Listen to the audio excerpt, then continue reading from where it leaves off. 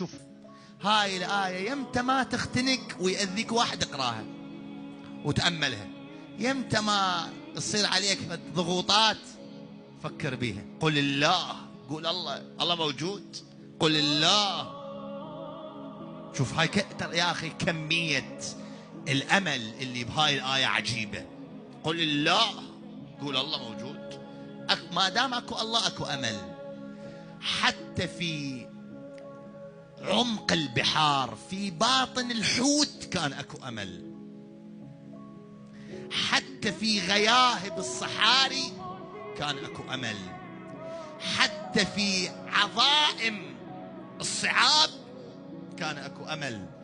في قعر الجب كان اكو أمل، طلعوا يوسف وصار ملك. في بطن الحوت كان اكو أمل وطلع يونس.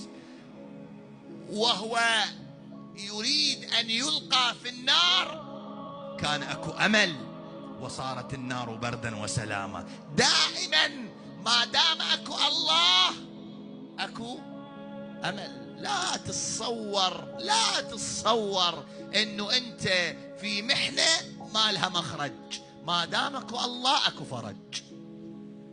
لا تتصور، دير بالك في يوم من الايام تتصور انه هاي الشغلة اللي عندك ما تخلص ما تنحل. غلط.